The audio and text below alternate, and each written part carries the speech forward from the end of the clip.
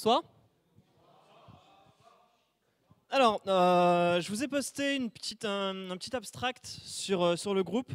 Je suis très content que ça ait très bien marché, que ça m'ait rapporté plein de monde, mais en fait, je ne vais pas du tout parler de ça. Je vais faire une petite conférence philosophique sur comment gérer sa propre vie. Alors, supposons, parfois, on arrive dans cet état-là. Bon, quand on n'est pas en engin, hein, parce qu'en engin, vous êtes occupé, mais la vie est chiante. La vie est chiante, vous ne savez pas quoi foutre. Et là, pour s'occuper, il y a un truc qui marche bien généralement, c'est d'aller faire chier les gens, d'aller foutre un gros bordel. Donc l'idée qui peut vous venir à l'esprit, c'est ça. Le problème, le problème en fait, c'est que pour faire des fémènes, en fait il faut des femmes, et les boobs, non, pas pour vous. Raté. Donc, vous cherchez un petit peu autre chose. Une alternative possible, c'est effectivement d'avoir des boobs par procuration pour pouvoir aller jouer les fémènes effectivement dans les manifestations. Mais vous pouvez décider de faire quelque chose de plus constructif. Essayez de gérer votre vie de façon un petit peu plus saine. Essayez de rentrer dans cette vague de hype et de faire du sport, de manger sain et surtout de manger bien.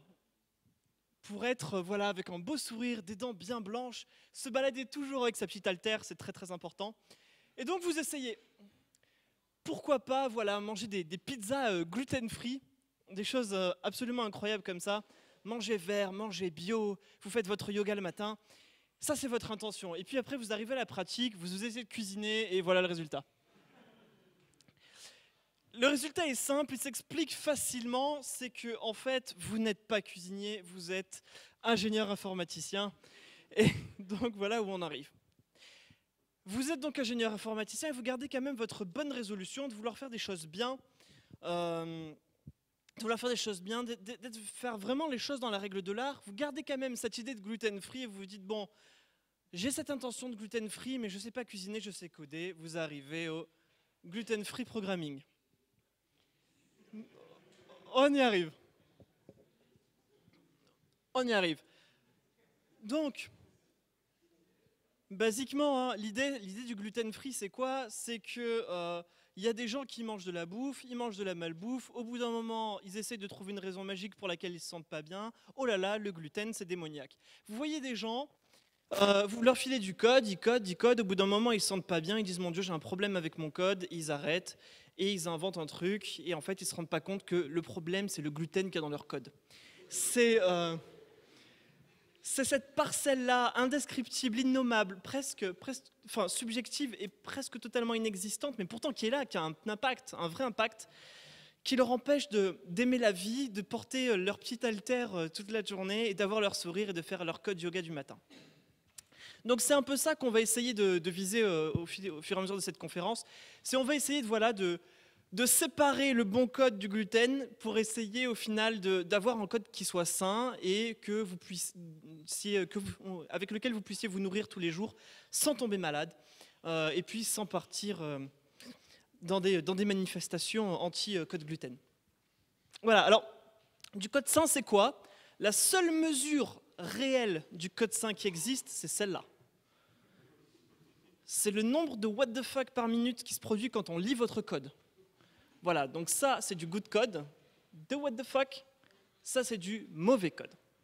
Alors, le premier ingrédient pour avoir du code qui marche à peu près bien, c'est qu'il soit lisible.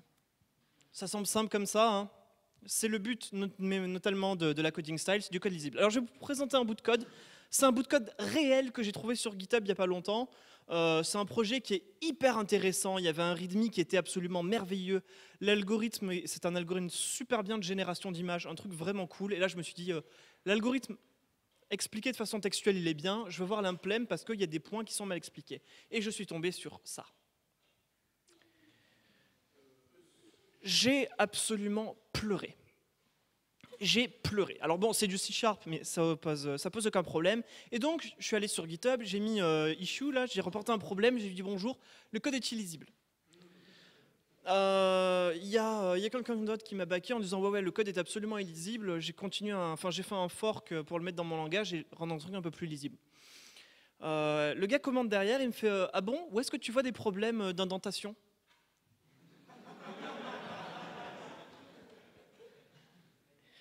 Et puis il a fermé l'issue en disant que c'était pas un vrai problème. Donc j'étais très très triste. Donc je voulais faire un truc un petit peu plus interactif sur qu'est-ce que vous voyez de mal. Je pense que là, c'est pas nécessaire de passer par cette vague. Je pense que tout est mauvais, quoi. Tout est mauvais, tout est affreux. Les deux boucles forts sur la même ligne, les indentations absolument bizarres et inconsistantes. Là, ah oui, donc il y a le double fort, donc au final, ouais, il indente l'accolade, mais pas vraiment. Le if sur toute la ligne qui tient pas sur l'écran. L'accolade là qui marche, enfin voilà, des noms de variables absolument hyper clairs, genre A. Enfin voilà, des trucs, tout va mal. Tout va absolument mal. Donc voilà, déjà, d'un point de vue lisibilité, c'est dur parce qu'en fait, si mon écran il n'est pas assez grand, j'ai pas la fin de la ligne. C'est assez problématique. Donc, je pense que la personne se retrouvait un peu dans cette situation. Bon, en vrai, c'était certainement un mathématicien, ce qui explique pas mal de choses. Mais voilà, au final, on en arrive là. Et on va essayer donc de voir déjà quelques points qui sont là pour vous expliquer comment pas arriver à ça. Je vous laisse le temps de lire le bidule.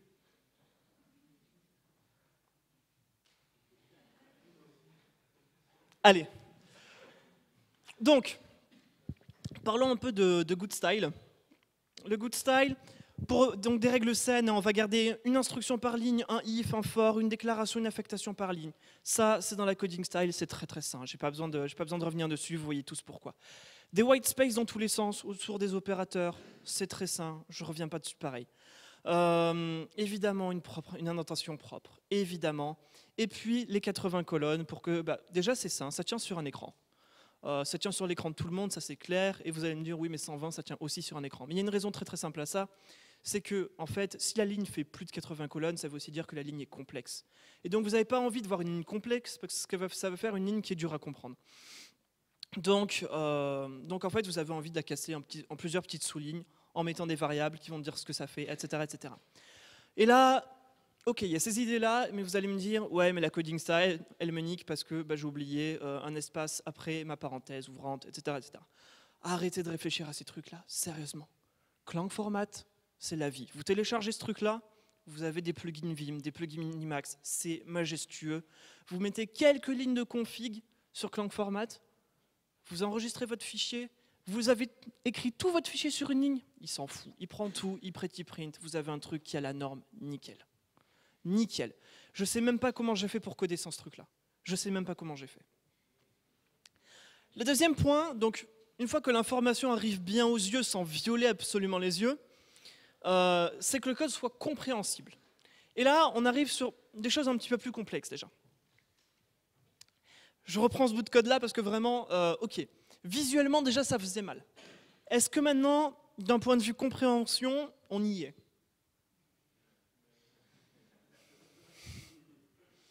Voilà, ce A.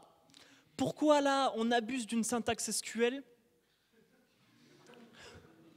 Alors oui, C# permet de le faire, mais est-ce que c'est une bonne idée? Est-ce que c'est une bonne idée? Je sais pas si c'est du Magic en C# ou pas, mais j'ai envie de pleurer.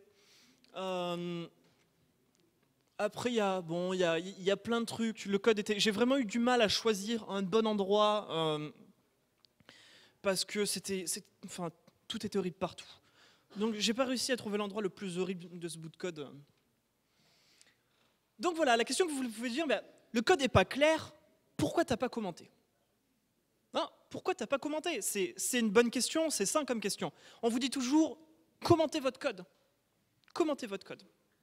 Donc les codes, voilà en théorie, ils doivent vous dire pourquoi, quoi et pas comment, en fait, votre code existe. Donc, qu'est-ce que ça fait?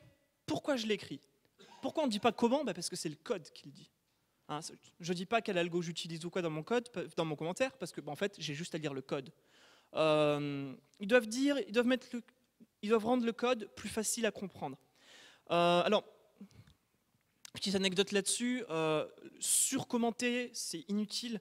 J'ai bossé à un moment donné dans une petite start-up où on voulait mettre des commentaires absolument partout. Partout, partout. Au point qu'à un moment donné, j'ai créé un bool isConnected. Et ça n'a pas passé la code review. On m'a dit, mais un commentaire. Bon, peu importe, / tells if we are connected to the database. C'est passé. Est-ce que j'ai vraiment rajouté de la clarté à mon code? Non, j'ai juste rajouté du bruit visuel parce que isConnected, c'était assez clair. C'est tellement bien les commentaires que en fait, vous allez rencontrer la fille de vos rêves sur GitHub parce qu'elle va faire « Oh mon Dieu, ce code est si beau, je comprends ce qu'il fait, cet esprit est si brillant, c'est fantastique. » Et plein d'autres bonnes choses vont arriver parce que votre code est commenté, parce que tout va bien se passer. Et si en fait non?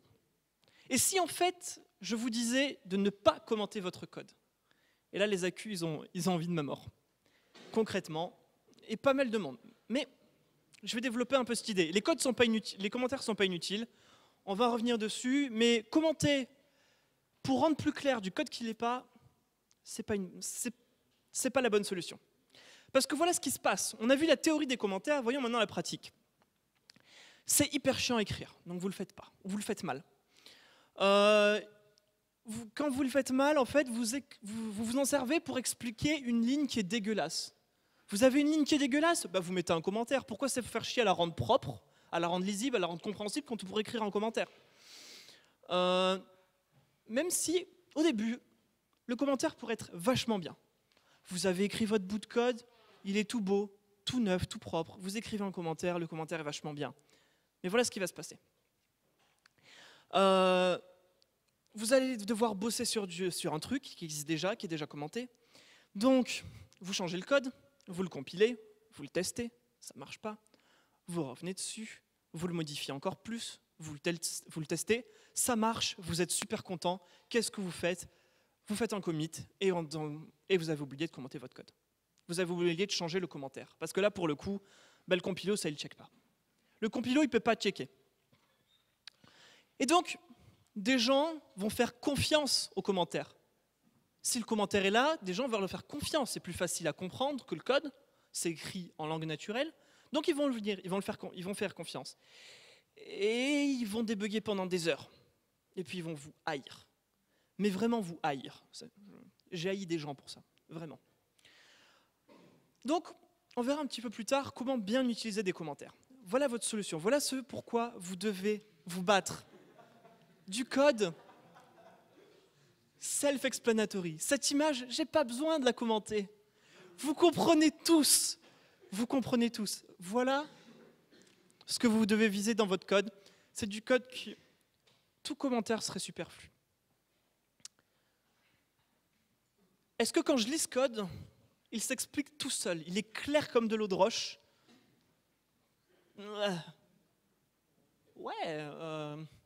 Si je fais une double boucle sur YT et sur XT, et puis que if, j'ai un truc, je sais pas, c'est très très loin. Après cette expression mathématique là qui, je sais pas, il va falloir que je réfléchisse pour comprendre. Est-ce que ça, c'est self-explanatory? Ça, bon, ça c'est un bout de code de mon malloc. Voilà, donc c'est très très clair. Allocate small, c'est clair. Qu'est-ce qui se passe? Je prends ma size, je l'aligne sur 8. Je trouve un emplacement libre. Si ça n'existe pas, j'expand avec une nouvelle arena, c'est juste une zone mémoire. Et je réalloue dans ce truc plus grand. En plus, ensuite, je regarde, est-ce que ça valait le coup de splitter le bloc? Si oui, je le split. Ensuite, je dis que c'est utilisé. Et je renvoie le bloc data, enfin l'emplacement data du bloc.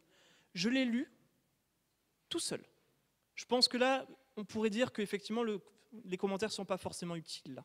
Qui pense qu'il y a besoin de commentaires pour ce truc-là? Qui pense qu'il ne suffit pas juste de lire le code pour comprendre ce qui marche, enfin pour comprendre ce qu'il fait? Ne pas avoir de doute sur le fait qu'il marche bien. Hein. Quand on a un bout de code qui est aussi simple que ça, c'est quand même assez dur de faire des bugs. Donc, ça, c'est un petit peu l'objectif. Donc, ok, c'est l'objectif, mais les moyens. Les moyens, c'est relativement simple. Les noms que vous donnez dans votre code, ils portent du sens. Les variables ont du sens. Une variable, si vous l'appelez A, ça n'a aucun intérêt. Le nom de la variable va dire ce que représente la quantité ou le nombre qu'elle stocke. la fonction va aussi porter du sens. Elle va dire ce que fait ce bout de code-là. Donc c'est super important. Les prototypes vont avoir énormément d'importance. On dit ce qui rentre dans la fonction, ce qui ressort. Ça est tellement puissant, un prototype, tellement puissant, que dans des langages comme Haskell, quand vous cherchez dans une bibliothèque, vous avez des moteurs de recherche où vous tapez le prototype de la fonction que vous cherchez. Et vous arrivez directement sur ensuite les noms de fonctions qui vont bien. C'est tellement clair au bout d'un moment de savoir, ben voilà, je veux ça qui rentre, ça qui sort. Ça a vraiment, vraiment beaucoup de sens. Et puis les structs, pareil, elles apportent du sens entre quelle donnée va avec quelle donnée. Donc ces trucs-là, en fait, on va chercher à en abuser. Parce que le compilateur, il les vérifie, parce que c'est du code, et c'est nommé. C'est des noms, on va nommer des trucs. Ça porte du sens. Ça porte pas seulement du comment ou ce que doit faire la machine, ça porte du sens. Donc, la première façon de faire ça, c'est d'abuser. Et quand je dis abuser, je pèse mes mots, de toute petite fonction. À chaque fois qu'on a un bout de code tout petit, tout local, qui a du sens, on va faire une fonction. On va lui donner un nom qui donne l'intention de ce bout de code. Et quand je dis intention, je ne dis pas ce que ça fait, je dis pourquoi ça fait ou ce que ça fait. Ça n'a aucun sens de vous dire, je ne sais pas, on verra des exemples plus tard. Pourquoi on va lui donner un nom? Parce qu'on va statuer de l'intention, et effectivement, statuer de l'intention, c'est un mauvais usage pour les commentaires. En faisant une toute petite fonction, je rends très très clair ce qui rentre et ce qui sort. Très très clair. Si je n'avais pas fait une fonction, peut-être que j'avais des variables temporaires qui seraient utiles que les 5 premières lignes de la fonction que je suis en train de décrire. Après, on ne s'en sert plus. Oui, mais sauf que quand je les lis, je ne sais pas, je me dis, ah, j'avais cette variable qui était déclarée, peut-être elle sera utile plus tard. Là, si je crée une fonction, j'ai bien un petit scope. Et mon scope, il me dit très bien ce qui fonctionne.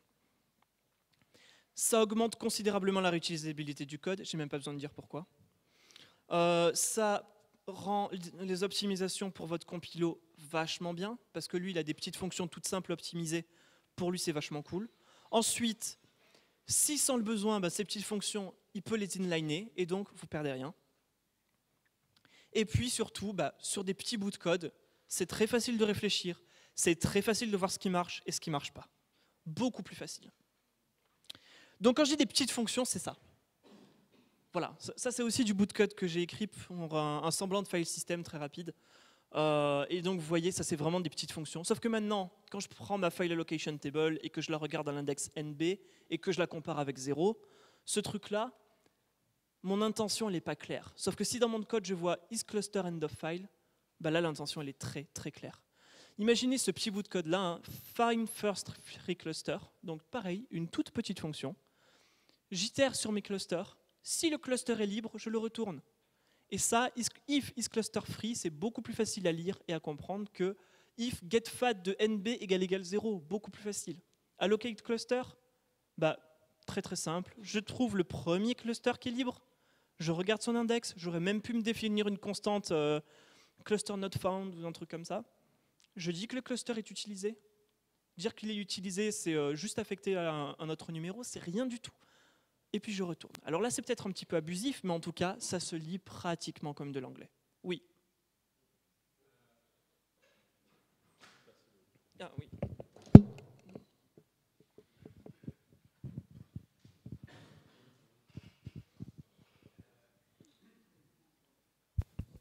Est-ce que là, tu ne serais pas dans un cas typique où ce serait mieux, au lieu de créer une fonction isClusterFree, de marquer à côté de ton if un commentaire qui dit if isClusterFree? Pourquoi? Tu réduis la quantité de code totale et c'est cool du coup. Alors, j'ai parlé de code reuse, mais imaginons par exemple cette constante là elle change. Je dois trouver tous les endroits où maintenant ma constante qui indique que c'est free, c'est plus la même. Déjà. Donc ça c'est un premier élément. Ensuite, comme je te disais, si tu changes la condition parce que tu t'aperçois qu'il y a un truc qui va plus bien, ou parce que tu veux changer le truc, ton commentaire, il dit que ça check isClusterFree et c'est plus le cas. Ok? Tu veux argumenter contre ou Merci. Bon, alors là, c'était dans le cadre d'un cours que j'ai donné, donc j'ai pas voulu Enfin voilà. Mais en gros, toutes ces fonctions, on les mettrait statiques. Comme ça, le compilo peut faire des trucs vraiment dégueulasses avec. Mais ça, c'est du détail. Et quand on en arrive là, effectivement, on arrive pratiquement à écrire du code qui est hyper simple. Je pense que personne, enfin, vous ne trouverez personne dans le monde qui va vous détester pour un bout de code comme ça, qui va vous dire mais c'est horrible. Il y a personne, enfin, ou alors présentez-le-moi et je veux ces arguments, vraiment. Alors, comment faire ça? Vous allez me dire oui, mais ça c'est vachement difficile à faire. Moi je code, j'arrive, j'ai un gros bloat dégueulasse, et après effectivement il faut que je refactor tout mon code pour aboutir à ça. Et là, on a un petit peu perdu tout l'intérêt du truc, parce que l'intérêt du truc, c'était d'écrire des petites fonctions pour savoir que c'était correct, écrire facilement du code correct, en raisonnant toujours sur des petits bouts de code. Et si, du coup, redécouper le code, bah, ça se fait après, ça n'a plus aucun intérêt. Alors, soit vous partez effectivement d'un problème, où vous savez très facilement quelles vont être les petites opérations dont vous allez avoir besoin, et puis petit à petit, vous construisez des petites opérations sur petites opérations. Soit, et là, dans ce cas-là c'est vraiment trivial, hein, vous savez vraiment vos petites opérations dont vous allez avoir besoin, donc vous savez quelles petites fonctions vous allez avoir, vous savez quelles abstractions directement au-dessus vous allez avoir, donc pareil, ces petites abstractions bah, elles vont être petites, donc effectivement vous allez avoir aucun problème à écrire du petit code, mais vous pouvez aussi arriver dans un cas où vous ne savez pas à l'avance ce que vous avez codé ou comment vous allez le coder, et vous laissez un petit peu plus guider par l'intuition. Et donc là, effectivement, c'est le moment où vous arrivez à un bout de code, si vous écrivez ça, vous arrivez à une fonction qui fait 100 lignes avec un if dans un for, dans un if, dans un for, et là, après, vous dites non, mais c'est impossible à refactor. C'est aussi le moment où dans la coding style, que celui qui n'a jamais fait ça lève la main, vous avez une fonction qui fait 50 lignes, donc vous prenez les 25 premières, vous dites OK, vous coupez les 25 dernières, vous les pastez dans une fonction, et puis à la fin de la première, vous faites un call à myFunction underscore 2. Voilà. Ça, c'est pour rentrer dans les 25 lignes. Et tu n'as jamais fait ça? C'est très très bien. C'est très très bien. Donc, imaginons, vous commencez à coder. Vous commencez à écrire malloc, et vous vous dites, bon, bah, la première chose à faire, c'est initialiser mes datas. Donc, vous écrivez ces quelques bouts de code-là, ces quelques lignes, et dès que c'est fait, réflexe, ah, j'ai fini d'initialiser mes datas, vite, j'en fais une fonction initializeData. Ensuite, j'ai besoin de trouver de l'espace libre. Donc j'écris le petit bout de code qui trouve de l'espace libre, et immédiatement, je le recoupe, je le recolle dans sa petite fonction à lui. Rien qu'à lui, immédiatement. Et si l'adresse est un multiple de 4096, alors ça veut dire que c'est le début d'une page. Et là, le ça veut dire aussi, vous prenez cette petite expression, cette petite condition, et vous faites une fonction. Immédiatement, rapidement. Donc, abusez des petites static functions. Si votre fonction fait deux choses, c'est qu'en réalité, ce sont deux fonctions. Si vous pouvez dire ce bout de code-là, ça veut dire X, que c'est pas assez clair, vous faites une fonction qui s'appelle X. Si vous avez un bout de code qui dit ça fait X, bah vous faites une fonction qui s'appelle X. Et puis, quand vous écrivez une boucle, vous l'isolez dans sa propre petite fonction, parce que les boucles sont des entités compliquées. Déjà, très très souvent, si vous ne la mettez pas dans sa propre fonction, vous allez avoir des petits accumulateurs que vous allez pouvoir vouloir, par exemple, qui vont avoir pas de sens après. Donc ça ne sert à rien de les faire déborder juste du scope dont elles ont besoin. Une boucle, c'est compliqué à comprendre. Donc c'est toujours une bonne idée de la prendre, la couper ailleurs, et lui donner un nom qui dit pourquoi elle existe. Et en faisant ça, ben en fait, très naturellement, c'est des conséquences, pas des objectifs, mais très naturellement, il n'y aura jamais plus de 2 lignes ou 2 appels de fonction dans un if ou dans un for. Ça va venir tout naturel. Les chemins de code vont être vraiment super simples. Donc ça va être super simple de voir si vous avez un bug ou pas. Vraiment super simple. Les bugs vont être super localisés. Bah oui, si j'ai des fonctions qui sont tout petites, je sais... Enfin, mon bout de code, il va être dans cette petite fonction. Il va pas être... C'est beaucoup plus facile à trouver que dans un truc qui est immense avec 4 niveaux de nesting de control flow. Et puis effectivement, ça va être très compliqué d'avoir besoin de plus de 25 lignes dans une fonction. Et là, effectivement, on aura le but qu'on recherchait, c'est du code qui est j'arrive pas à parler, self-explanatory. Oui.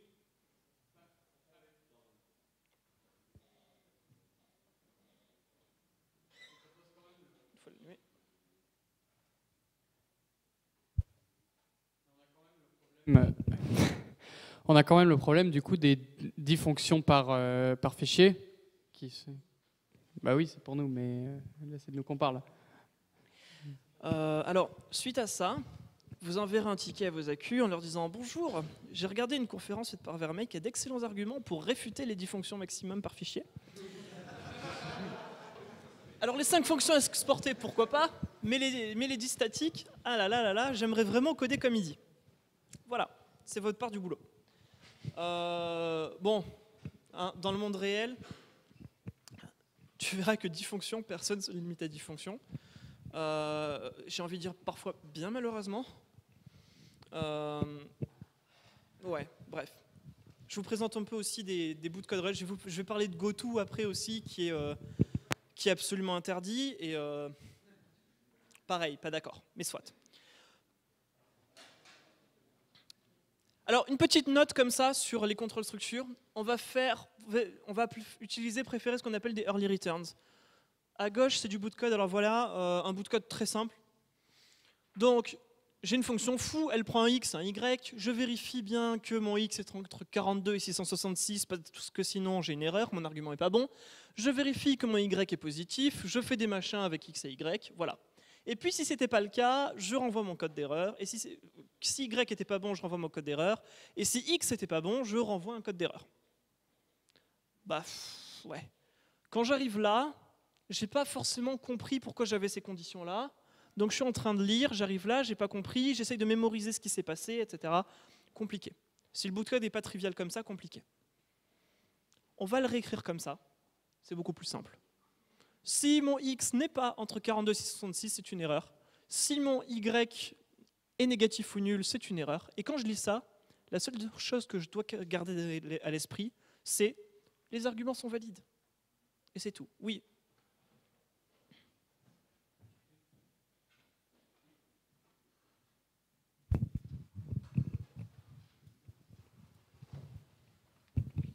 Je remarque que dans ton code, depuis le début de la présentation, quand tu fais un if ou une structure de contrôle qui ne contient qu'une seule instruction, tu mets des accolades.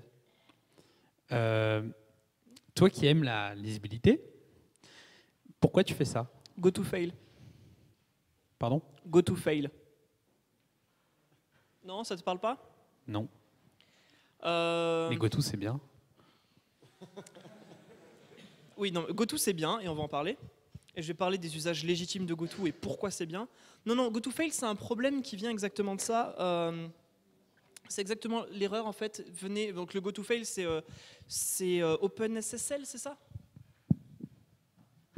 Non, en gros, c'était une faille monstrueuse.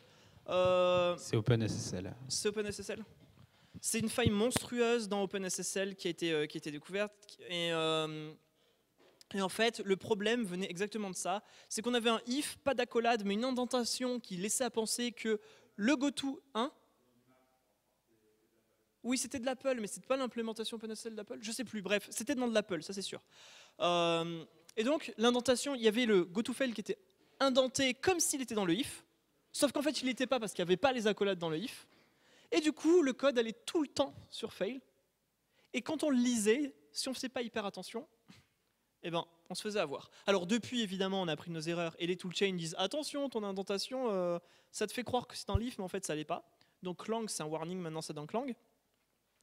Ça, c'est un petit peu la raison, ma raison pour donner un semblant de légitimité, genre objective. Mais en vrai, c'est juste parce que j'ai pris l'habitude. Voilà, c'est juste parce que j'ai pris l'habitude, parce que voilà. Du coup, ça te gêne d'utiliser les langages comme Python? Non. Ou tu trouves ça non, je veux juste de la consistance. Je veux juste de la consistance. Comme ça, j'ai pas des ifs avec des accolades et des ifs sans accolades. J'ai des ifs avec des accolades partout. Dans Python, il y a des ifs sans accolades partout. Ok, Voilà, c'est juste un souci de consistance. très bien. Euh, On va parler de gestion d'erreurs. Ouais, tu veux t'as une question C'est sur la partie d'avant, sur les petites fonctions. C'est une question de Détoré, qui fait ça depuis là où il est. Et Ouais. il demande comment tu fais pour ne pas pour éviter de faire du code spaghetti quand tu as plein de petites fonctions qui font plein de trucs et du coup tu as des appels un peu partout dans un gros fichier. Enfin, comment tu fais pour que ça passe du code spaghetti ou du coup faire une trace et suivre peu dans ton fichier, c'est galère. Alors, j'ai pas ce problème-là. Et je dois dire que c'est pas un problème qui a émergé spontanément en fait. J'ai pas, en fait, juste ça n'arrive pas. Donc j'ai pas de stratégie pour lutter contre parce que je vois pas le problème. C'est vraiment, je pense que ça va beaucoup le décevoir comme réponse parce que voilà. Mais non, j'ai pas ce genre de souci. J'ai pas du tout ce genre de souci. Désolé, Détoré, désolé. On va parler de gestion d'erreur un petit peu. Parce que gestion d'erreur, c'est quand même important, c'est quand même une grosse source de bug aussi. Surtout quand vous la faites mal, évidemment. Une erreur, c'est quoi? C'est quand il se passe quelque chose, c'est quand votre programme arrive dans un état invalide, c'est-à-dire un état qui n'a pas été prévu par le programmeur. Très concrètement, là, les drivers, les conducteurs, ils sont censés être dans un état d'attention. Et là, il y a un événement extérieur qui arrive, qui les met dans un état qui est invalide par rapport à ce qu'on attendait d'eux dans l'exécution de leur tâche. Ça, c'est un bug.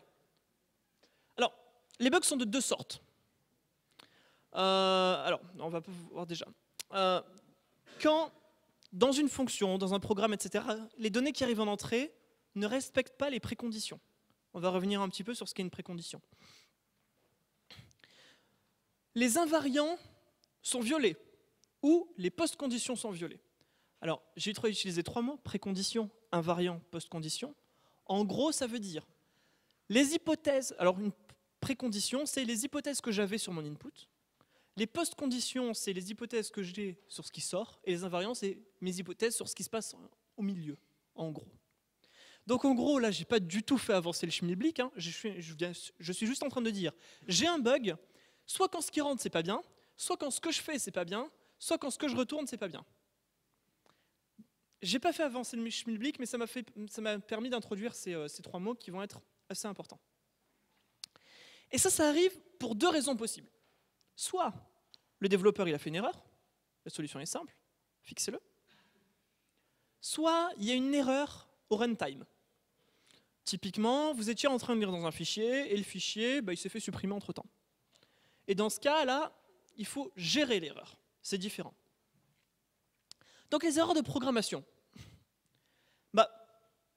Comment on va gérer ça? Alors, il y a des stratégies comme le defensive programming qui vous disent de dire, quand vous écrivez une fonction, vous checkez tous les arguments et si c'est pas bon, vous renvoyez un code d'erreur.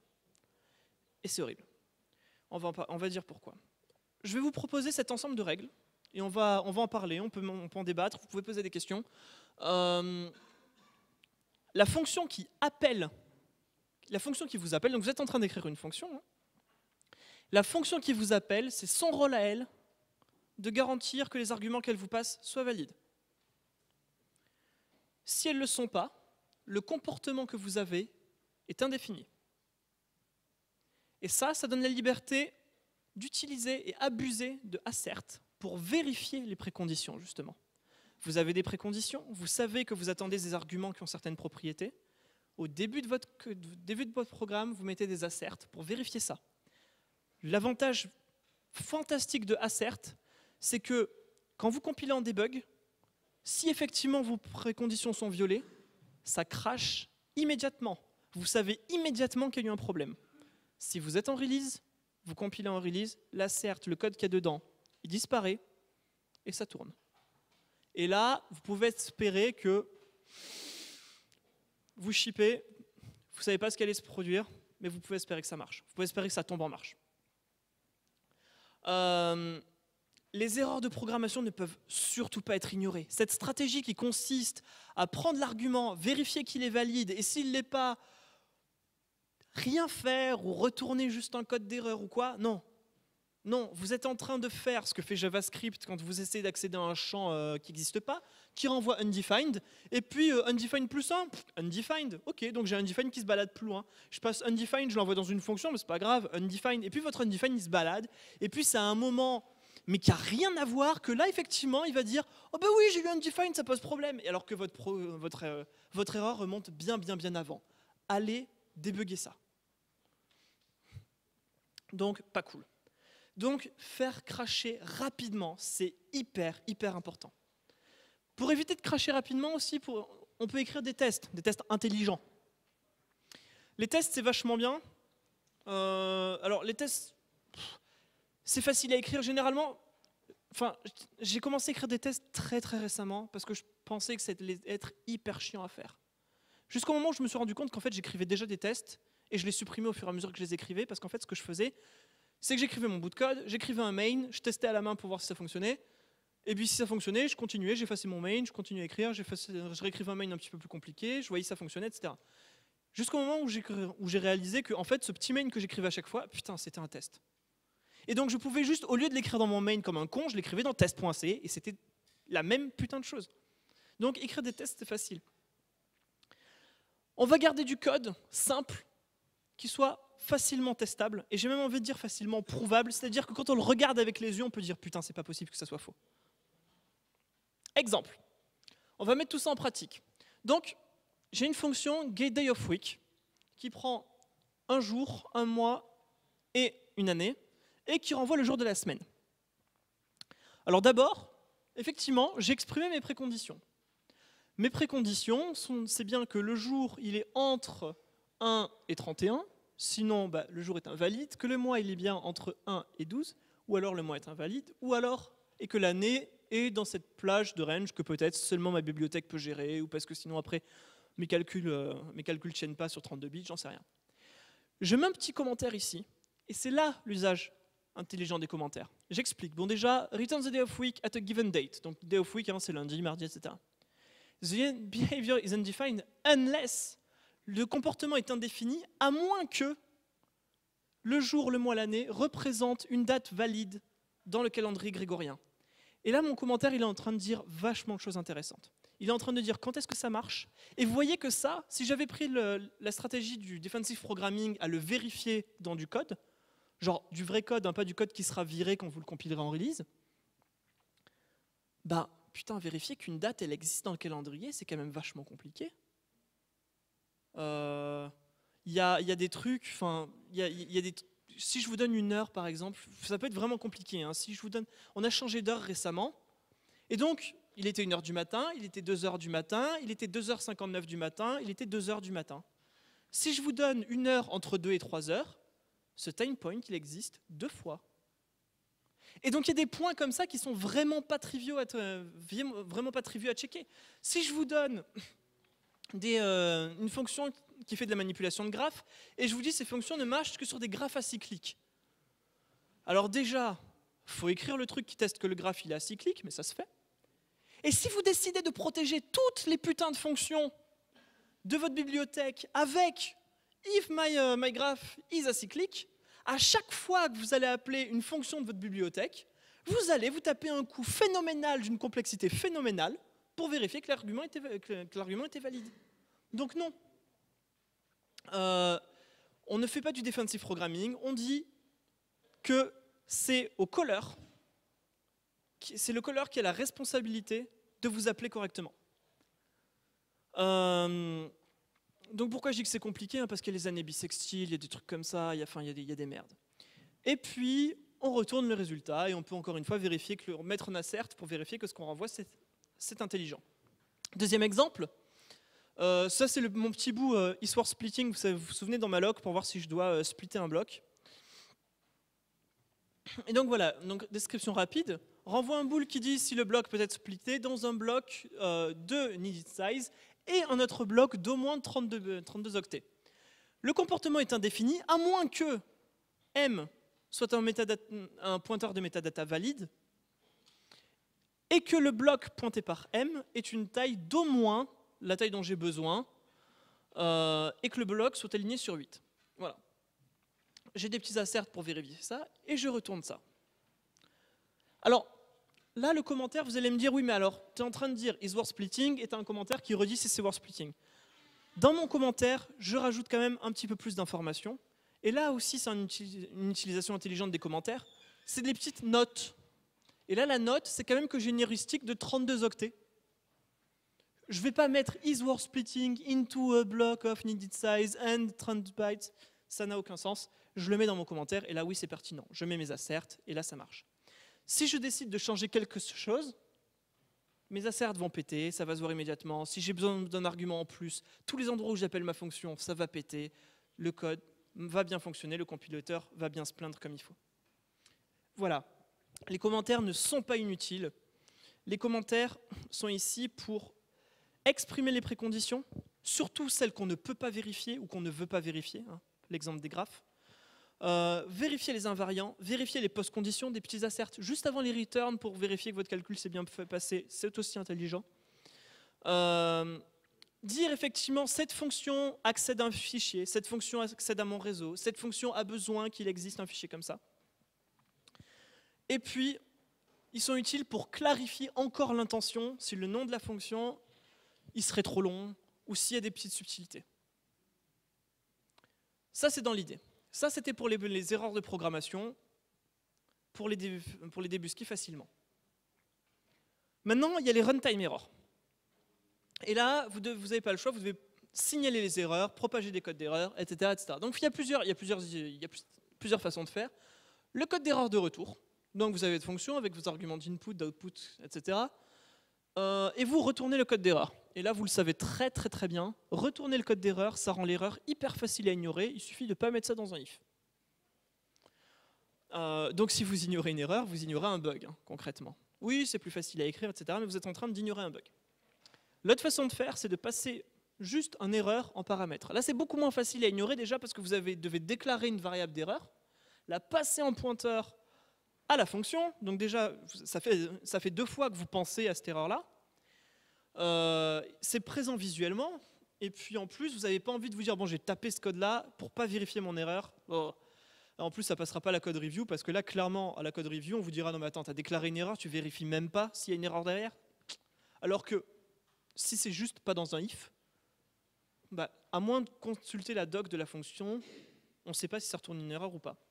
L'autre façon de faire, c'est Erno. Pour ceux qui ont manipulé un petit peu les trucs de la libc, vraiment Erno, c'est une sorte de variable globale. Alors là, je pense que c'est le pire de tous. Je dois vérifier, est-ce que cette fonction-là, elle met Erno? Si j'appelle une autre fonction avant de checker mon erreur, parce que je peux avoir besoin de faire autre chose, bah, est-ce que ce que je vais faire ne va pas modifier Erno? Et puis, alors là, pour le coup, c'est hyper facile à oublier. C'est ni dans le prototype, enfin, c'est même pas dans le prototype. Quoi. Il faut vraiment lire le man et voir est-ce que ça parle de Erno. Et puis, il y a la gestion d'erreurs à la printf. Ça, c'est vachement marrant. Ça, c'est vraiment vachement marrant. Ça, c'est juste dire, j'ai une erreur, mais je continue. Hein, là, vous imaginez ça dans les avions, ça se passe très très bien. Bonjour, le pilote automatique est dans un état invalide. Au moins, vous pouvez rajouter, si vous êtes croyant, faites vos prières. Bon, vous aurez quand même vachement préféré qu'il y ait une gestion d'erreurs qui soit faite à ce niveau-là. Donc,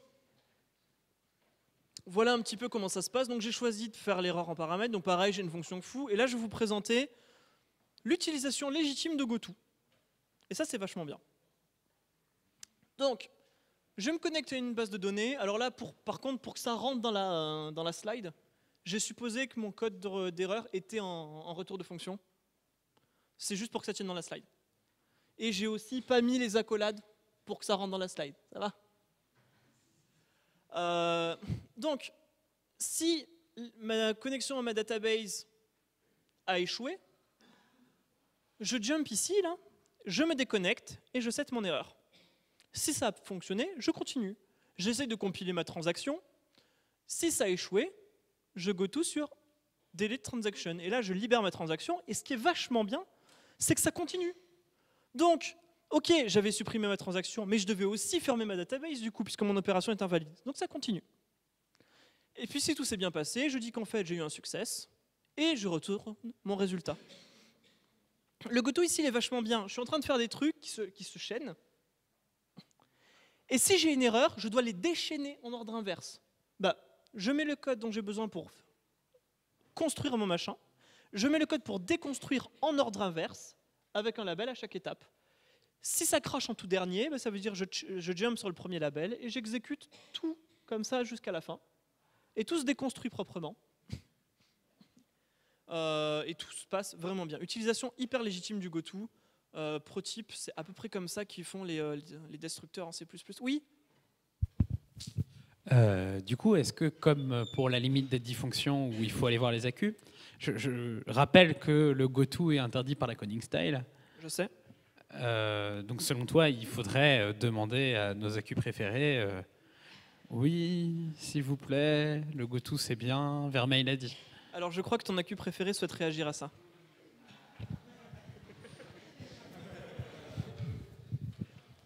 Juste avant de me prendre une armée de tickets, parce que j'ai un peu autre chose à faire en ce moment, je vais juste passer sur les 10 fonctions par fichier. En fait, il faut voir un coding style comme il y a 3 bouts.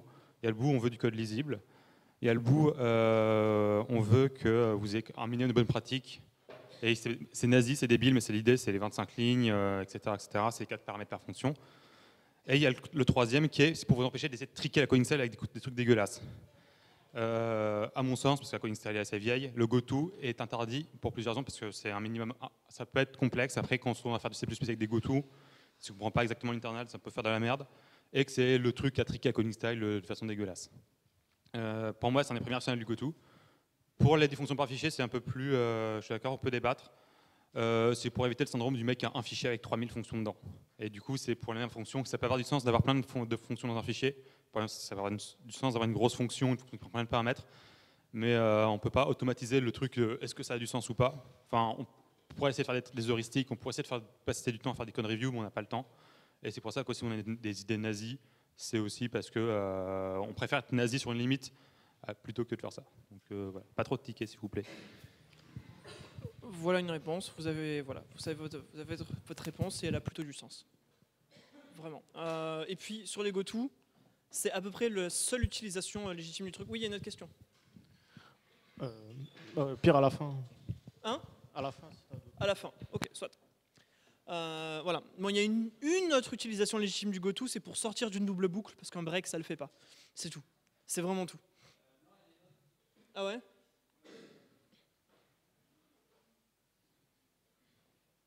Oui, et quand vous Il y a voulez faire... encore un autre cas conseillé par MSDN accessoirement sur le C#.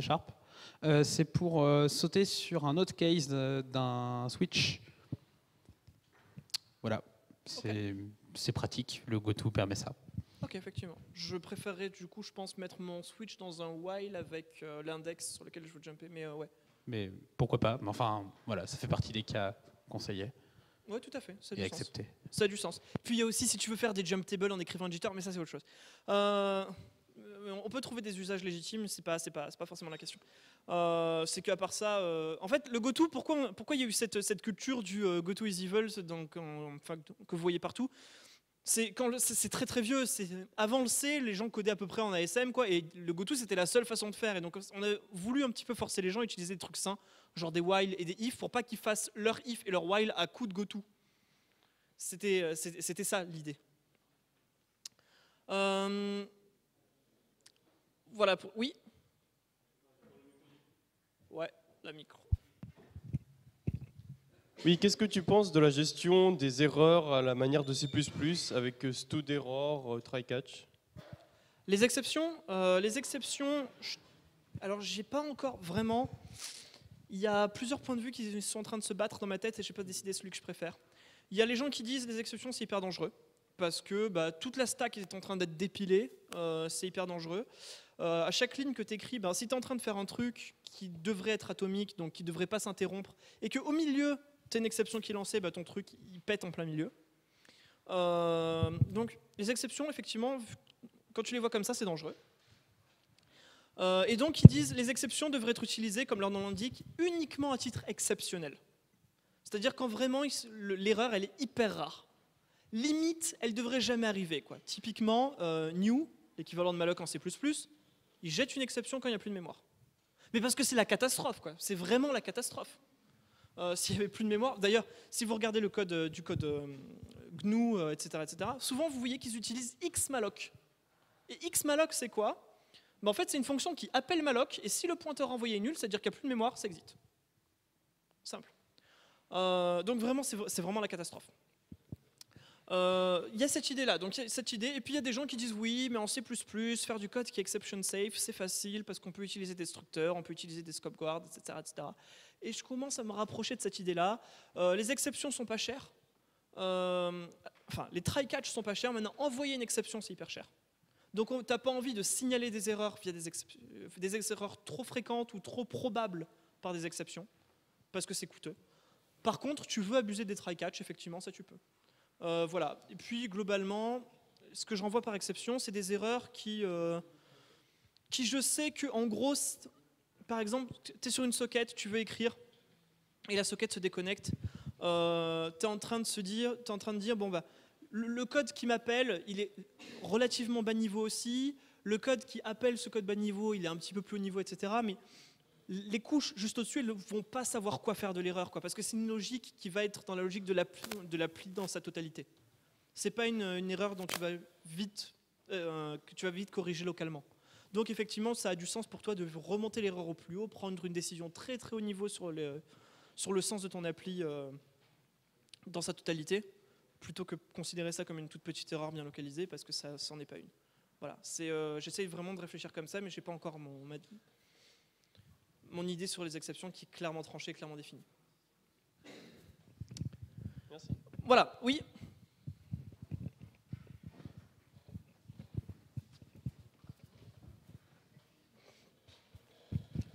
Tu as dit en fait que quand on retournait un code d'erreur, c'était pas utile parce que personne ne les checkait.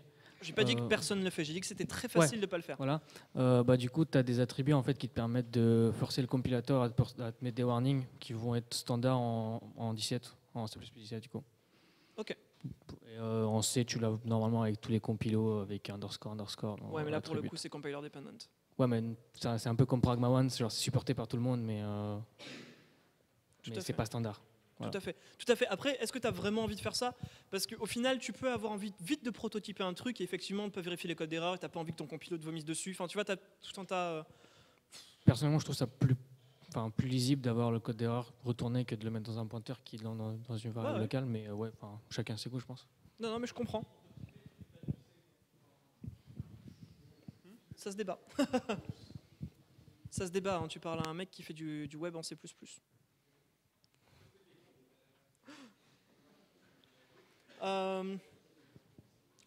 Donc là, on a encore un dernier point à aborder, et c'est les side effects. C'est le point qui va vous permettre de faire du code qui est vraiment trivialement testable. Et ça, c'est hyper important.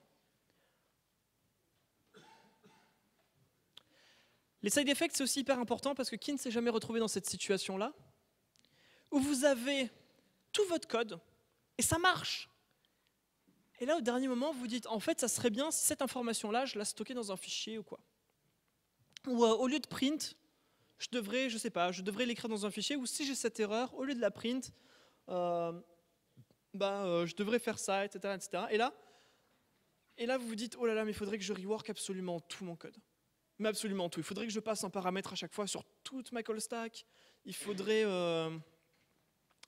que j'envoie tout mon code. Ou alors, vous avez une fonction, vous voulez la tester, et là vous dites, putain, mais ma fonction, elle fait un appel au réseau. Il va falloir que je set up un serveur pour vérifier que mon calcul est correct, juste parce qu'elle a besoin d'accéder au réseau. C'est absurde. C'est absolument absurde. Donc on va réfléchir à ces moments où on fait un side effect, on va définir ce que c'est un side effect, pour avoir du code qui est facilement testable. Et facilement testable, ça veut dire quoi? Ça veut dire, vous prenez le bout de code, et il fonctionne. Vous n'avez pas besoin de setup un environnement autour, vous pouvez juste le prendre et il fonctionne. Alors comment on arrive à faire ça? On va discuter de la notion de pureté. Du code qui est pur, c'est du code qui ne fait pas de side effect. Le premier bout de code, il est pur. Qu'est-ce que ça veut dire? Ça veut dire que ce qu'il exécute n'interagit qu'avec ses paramètres. Je lui passe x, il renvoie x fois x, tout se passe bien. Le deuxième bout de code, est-ce qu'il est pur? À votre avis? Non, pourquoi? Il interagit avec l'extérieur, il fait un print. Donc ça veut dire que si je veux utiliser une fonction qui fait un print mais que je ne veux pas le print, niqué. La dernière fonction, pure ou pas pure?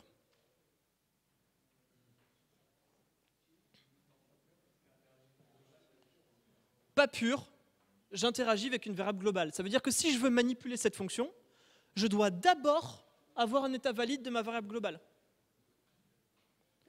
Ça veut dire que ma fonction n'est pas plug and play, quoi. Je sais pas, je la récupère, je la mets ailleurs et elle fonctionne. Bon, elle et ses dépendances, évidemment.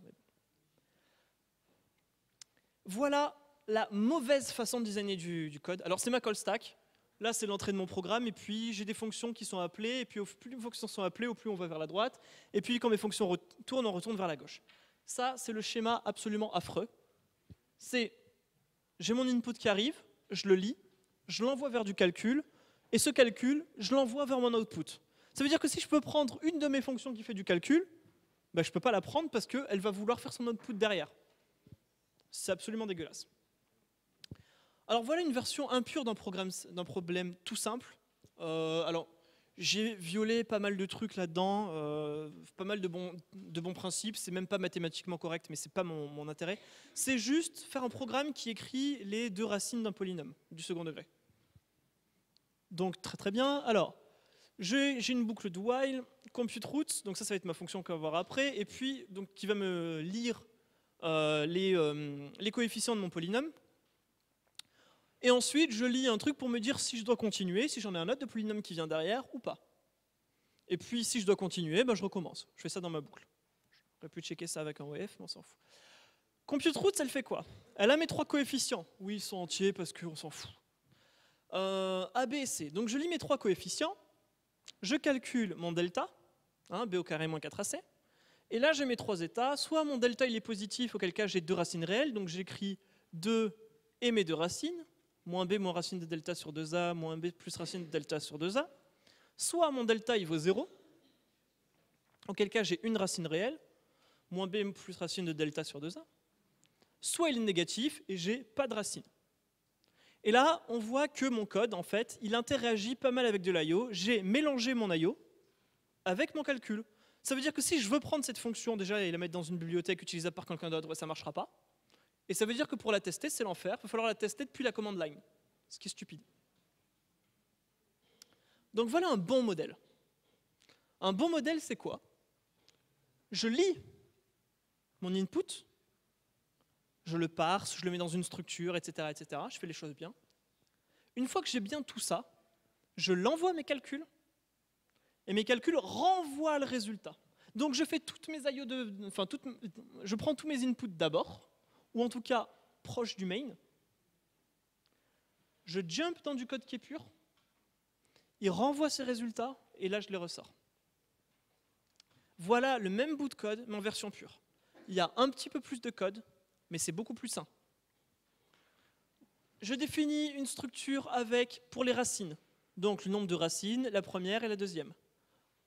Ma structure de polynôme avec mes trois coefficients. Et puis là, du coup, mon delta, très très simple, juste un petit return, b au carré moins 4ac. Ma fonction solve, qui prend mon polynôme en entrée, déjà tout construit, qui renvoie les racines. Là, il n'y a plus que du calcul. Même calcul qu'avant, trivial. J'ai ma fonction qui lit d'un polynôme. Alors bon, celle-là, elle fait le scanf de tout à l'heure, on s'en fout, qui lit et qui renvoie ma struct poly avec les trois coefficients qui sont setup. Et voilà mon main. Et là, du coup, c'est vachement plus simple. Je lis mon polynôme et je récupère mon truc, ma structure. Je l'envoie à solve, et solve fait plus d'IO. Ça veut dire que solve, je peux la prendre et l'utiliser dans un test immédiatement. J'ai plus besoin de mettre un environnement tout autour. Je récupère le résultat et je le print. Et mon code de print est ici, c'est très simple. Je récupère mes racines, je vérifie, alors j'ai vérifié une précondition, que mon nombre de racines il est bien entre 0 et 2. Et puis, en fonction, j'écris mon nombre de racines. Voilà. Très simple. Très simple, et j'ai vraiment gagné le fait que mon solve, je peux le prendre et l'utiliser n'importe où, surtout dans un test. La pureté, c'est vachement bien pour la modularité du code, comme j'arrête pas de le dire. Je prends mon code, je l'utilise ailleurs, ça marche. Il n'y a pas d'environnement à setup. C'est vachement bien pour les tests, comme j'arrête pas de le dire. Et puis, c'est vachement bien aussi si vous modifiez pas des trucs. parce que ça veut juste dire que j'ai un argument, je peux le passer à ma fonction. Si ma fonction ne le modifie pas, ça veut dire que cet argument, je peux le réutiliser plus tard, je n'ai pas besoin de le précopier, etc., etc. C'est plutôt cool. C'est vachement bon le réchauffement climatique. Raptor Jesus vous aime quand vous faites ça. Et donc voilà vraiment l'idée principale. Au sommet de ma call stack, je fais ma IO, je récupère mon input, je l'envoie à du traitement, je récupère mon résultat et je l'output. Et là, c'est sain. Et là, normalement, quand vous faites du code comme ça et que vous le filez à quelqu'un, ben voilà, c'est une sorte de PLS de bonheur.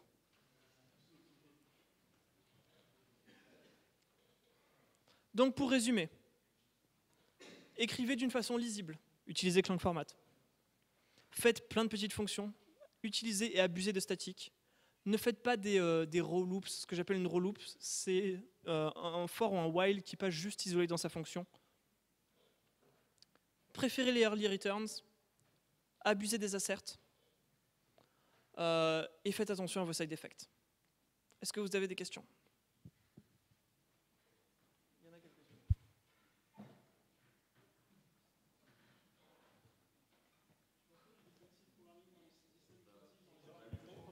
C'est bon.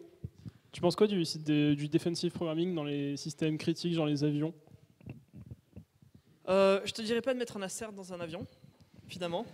Ou plutôt, si, je te dirais d'abuser des asserts dans un avion, mais de surtout récupérer le soft en release, pour pas que ça crache, tout simplement. Et justement, non, dans les systèmes critiques, genre les avions, je te dirais de ne surtout pas faire du defensive programming parce que ça propage une erreur et ça rend pas forcément évident le fait qu'il y a eu une erreur. Tu peux t'en rendre compte que bien plus tard. Non, je parle de trucs du genre le fait de laisser la responsabilité à un caller de ne pas t'appeler avec de la merde et tu devrais pas plutôt faire gaffe à ce genre de cas partout pour éviter que ça crache sans raison ? Bah si, mais dans des asserts, et une fois que ça crache plus, tu releases. Oui, mais tu peux toujours avoir un cas auquel tu n'as pas pensé et qui n'est pas dans tes asserts et qui va se retrouver au runtime et potentiellement faire de la merde, quoi.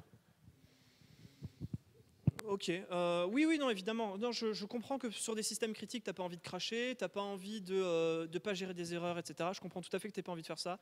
Bon, je n'étais pas en train de parler de systèmes critiques, évidemment.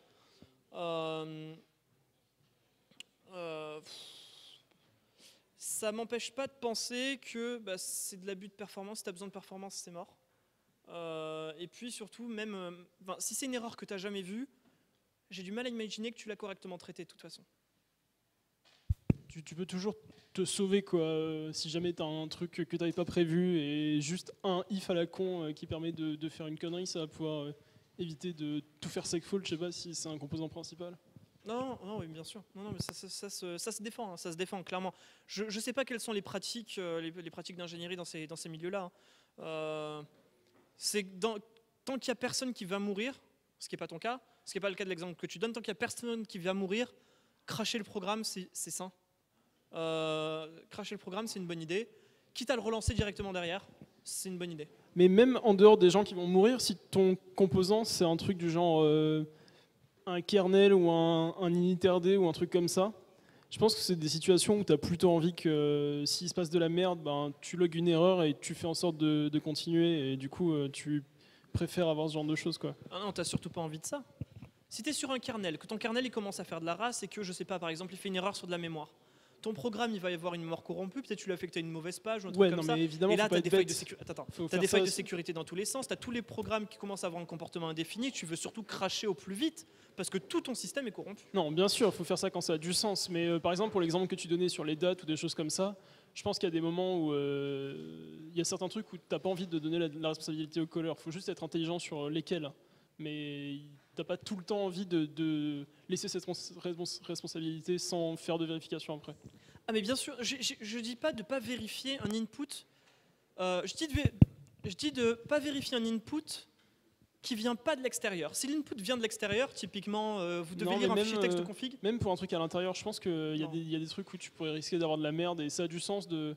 Genre imagine, tu codes ta fonction et tu dis c'est la responsabilité du caller, tu la testes et tout ça. Ensuite tu fais une petite modification ailleurs dans ton programme et du coup, t'as pas envie que tout crache. Enfin, si c'est pour un truc que t'as release, il vaut mieux avoir un truc qui vérifie, quoi.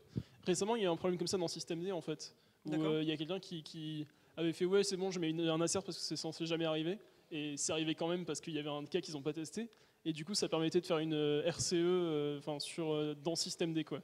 Et du est-ce coup, que sans l'assert, le programme se serait comporté correctement? bah du coup ils ont supprimé, le fixe, c'est 2 lignes, c'est genre ils suppriment l'assert et ils remplacent un if quoi. Ouais. Donc voilà, des fois ça a du sens, faut juste être intelligent sur quand. Des fois, ça a du sens, et voilà. Enfin, utiliser le discernement, c'est toujours beaucoup mieux que de suivre des règles stupides méchamment. Mais oui, utiliser le discernement, c'est toujours bien. C'est pas des règles, hein, c'est des guidelines. C'est plus une sorte de guide en fait. Il y a des questions. Oui, oui. Je voulais savoir, quand tu abuses des asserts, ça veut dire que quand tu vas passer en release, tu vas te retaper tout ton code et enlever tous les asserts? Non. Ça se passe comment? Passer en release, ça veut dire que sur ta ligne de commande, tu rajoutes un -debug. C'est ça que ça veut dire.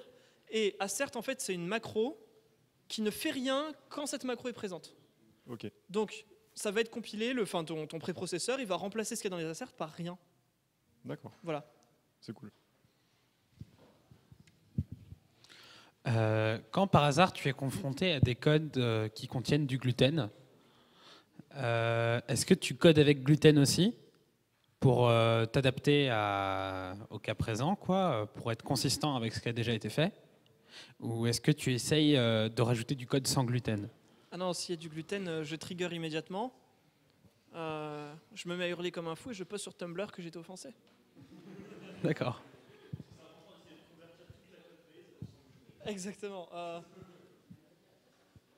Non, bah, en fait, de base, quand des bibliothèques valent le coup, des bibliothèques dignes de ce nom, elles suivent de façon plus ou moins informelle ce set de guidelines.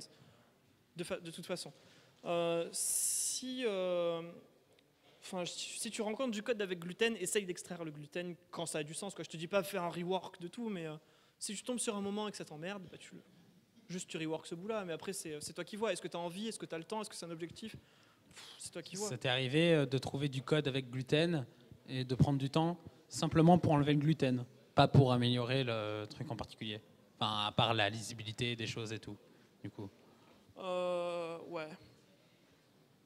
Ouais, ça m'est arrivé parce que je me disais que c'était beaucoup trop... Enfin, j'ai vu du cas comme ça, notamment avec de la concurrence. Et il y avait juste trop de façons pour que ça se passe mal, en fait. Beaucoup trop de façons que ça se passe mal. Et donc, effectivement, là, j'ai rework le truc pour que la concurrence se passe mieux. Ouais.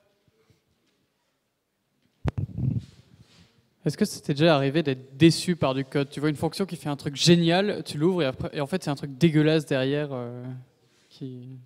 Oui, bah, l'exemple du bout de code que j'ai pris, je m'attendais vraiment à avoir une perle d'ingénierie et voilà. Ah oui, c'était une perle.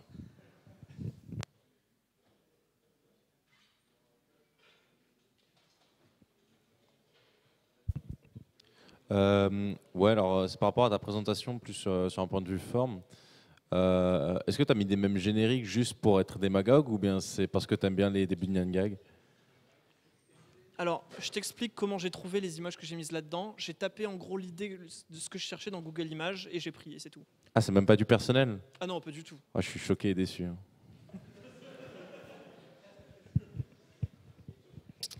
Moi, ma question, c'est plus au niveau professionnel. Est-ce qu'après les entreprises, elles ont une certaine coding style, un peu comme ce que demande Epitan, ou ils sont...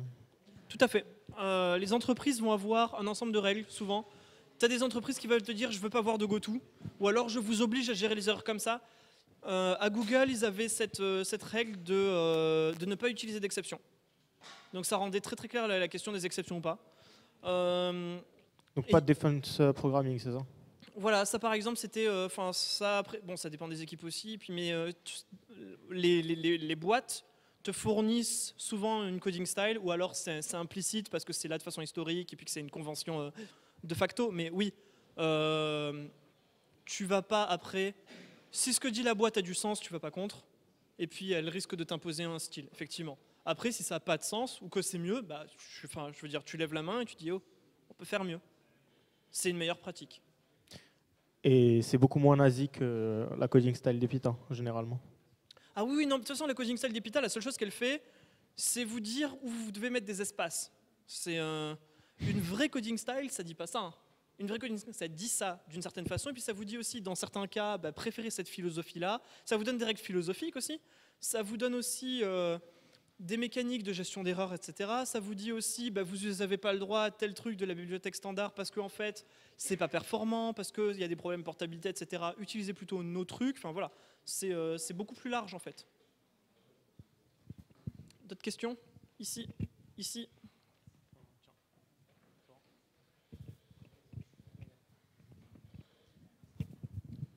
Est-ce que tu as des trucs pour la pureté, tout simplement, pour t'assurer que ton code, la plupart de tes fonctions sont pures, etc. Et être sûr que tu n'as pas une globale qui traîne dans ta fonction, justement? Alors, t'assurer que tu n'as pas une globale qui traîne et t'assurer que ton code est pur. Alors j'ai récemment... Alors ça c'est vraiment... Là je pense que c'est pratiquement un anti-pattern, mais je voulais l'essayer, je trouvais ça intéressant. C'est que j'ai créé un objet IO que je passe... En fait, toutes mes fonctions qui font de l'IO, elles ont besoin de cet objet en paramètre. C'est-à-dire que je peux les appeler que si j'ai récupéré cet objet, qui était instanciable qu'une seule fois dans mon programme, que j'ai instancié dans le main. Et donc du coup, je pouvais appeler mon IO que si j'étais déjà dans une fonction qui pouvait faire de l'IO parce qu'elle avait reçu ce paramètre. Et je me suis dit, en plus, c'est plutôt pertinent, parce que si un jour, je décide par exemple de loguer l'IO que je fais, j'ai cet objet qui est déjà à disposition, j'ai plus qu'à rajouter des fonctions de logging à l'intérieur, et puis il se passe des trucs, tu vois. J'ai trouvé ça pertinent. Après, c'est un pattern que j'ai vu nulle part, mais nulle part. Je pense que vraiment beaucoup vont le considérer comme un anti-pattern, vraiment. Mais je ne vois pas d'autre façon d'assurer par le compilo que tu n'es pas en train d'appeler dans du code pur, du code qui fait de l'IO. Tu n'es pas en Haskell, tu n'as pas l'IO monade et tu n'as pas ce genre de truc qui t'empêche de le faire. Et quant au global, bah, non, tu n'as pas trop de façon. Hein. Tu n'as pas trop de façon. Non. Ok, merci.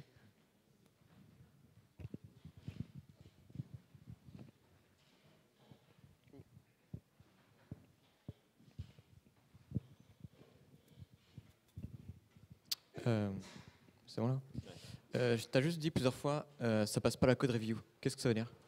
Alors, ça veut dire que quand tu es dans une entreprise à peu près correcte, tu écris du code et ton code, tu l'envoies pas directement dans la codebase qui est partagée. Ça veut dire que d'abord, tu vas l'envoyer sur un truc, sur une board où il va y avoir, tu vois, les diffs que te font Nigit en disant, ben voilà, tu as changé ça, ça, ça et ça. Ça veut dire qu'en gros, ton bout de code, d'abord, il va passer là, et ton équipe va devoir regarder tous les diffs que tu as fait et approuver ce bout de code ou pas. Et une fois que certains membres de ton équipe ont dit c'est bon, ça passe, alors à partir de là, effectivement, ton bout de code est envoyé sur master ou sur la branche sur laquelle tu bosses. C'est ça la code review, c'est des gens qui relisent ton code pour dire effectivement c'est bon. Et ces gens-là, c'est juste des gens de ton équipe, ça peut être n'importe qui, c'est aussi toi? Ça dépend de la boîte. Ça dépend de la boîte. Là où j'ai bossé, c'était des teammates. Mais je sais qu'il y a des boîtes qui fournissent ça, des équipes plus orientées qualité ou ce genre de choses. Ok, merci.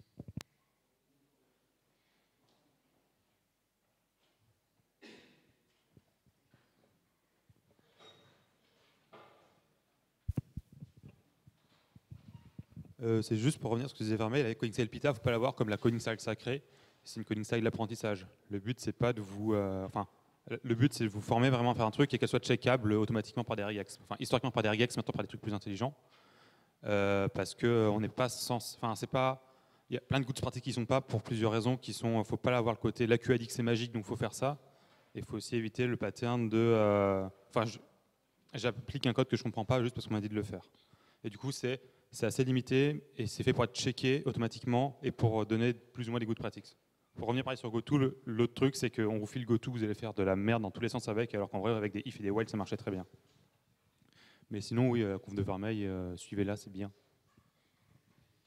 L'idée du GoTo, c'est vraiment que c'est un fusil, donc c'est très, quand vous savez sur quoi putain, j'arrive pas à parler. Quand vous savez sur quoi vous tirez et que vous visez bien, ça marche très très bien, c'est très efficace. Maintenant, c'est très facile de se tirer une balle dans le pied, ça fait très très mal. C'est ça aussi c'est aussi cette idée de vous protéger de vous-même parce que vous n'êtes pas encore grand.